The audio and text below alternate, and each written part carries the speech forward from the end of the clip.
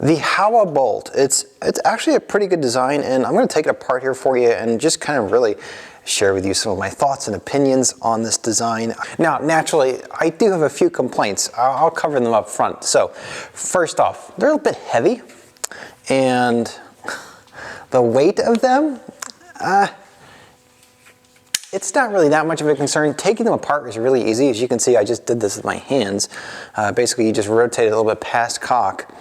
Now, the actual firing pins themselves, they are hardened, but they are as straight as can be. I mean, they are nice. Putting these in the lathe and working on them is always a pleasure because you can take it out and put it in, take it out and put it in, and it will still be straight as long as your lathe jaws are trued up and everything. And the fact that they can do that and do that with a hardened part is pretty cool. It must mean that they machine these after they harden them. Now, I do wish they were not hardened because really a firing pin does not need to be hardened, folks. Now, speaking of firing pins though, one of the little things that these things have a problem with though is the firing pin holes, they tend to be a little bit oversized. I know this one was 82 thousandths, okay, which is really too big. It could not shoot any modern cartridges without blanking primers, and that was even at the low end of book values for hand loads and so forth. It could barely shoot factory ammo. And so this one, of course, has been bushed, which I do that, and they're not too difficult to do. But yeah, turning these down, basically I have to make a special fixture, and yeah, they have to be ground essentially because they're hardened. You even take a file to them and yeah, you'll just dull your file on these things. They're pretty hard. But I really do think it's a good design. It's well thought out. The majority of the weight of this firing pin, the whole assembly itself, is actually in the back here. It's the shroud. And if you wanted to lighten these things up, you could probably attack this and do a bunch of lightning cuts to it that would really, you could probably shave 2 or 3 ounces off of this end of it. But the firing pin itself, there's really not much to it.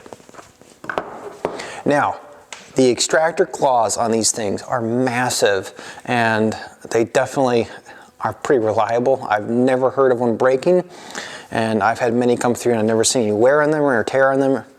And then the ejector plungers, they're quite big. The springs in there are pretty massive too, which actually makes cutting them back a little bit and kind of making them a little bit lighter. So let's say if you just want to pull the bolt out and you just want to drop the brass on your bench or something like that, making that adjustment is quite a bit easier with these because of the fact that they have a large spring in here.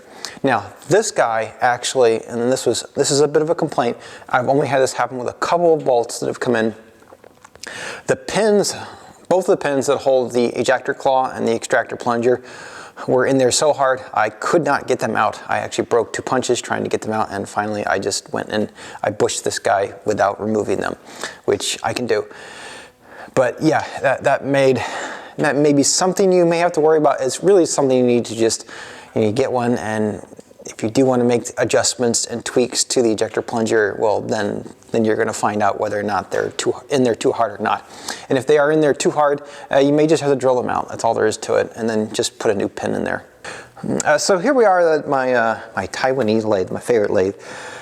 This fixture, actually, I originally made this fixture just for doing Howas. It's got a couple different bolts on it and so forth for kind of tilting or canting this thing, basically to get them straight. But really pretty much getting these things in here and bushing them, basically boring out the hole so that I can press in a new piece of metal and then re-drilling out the hole is very, very easy, and that's because, well, they're nice and straight bolts. I tell guys that if you buy a Howa Action, you pretty much don't have to worry about getting it trued because from the factory they are pretty much perfect. And I have really always been very impressed with every single one of these bolts that comes in here because they are all pretty darn good and straight.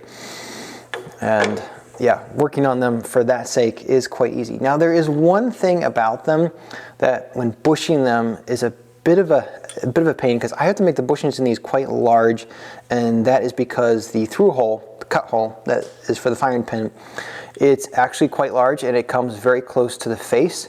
So you've got to make the bushing quite a bit bigger so that it doesn't get pushed through the rifle, obviously, which would be catastrophic, of course. Now, they do have several holes on the sides for basically you can check your spring in there, or also to get dirt out of it if you got dirt in your action or something like that. And those are things that I like, obviously. There is also a gas port right here. And what are a couple of other things I can think of to talk about this guy? It's, like I said earlier, they're a bit on the heavy sides, these bolts, but you know, they are nicely machined. I gotta hand it to the guys that make these things. They don't really have too much to complain about when it comes to the machining. I mean, you can barely see the machine lines up here on the head, and really these are just wear marks from running the rifle.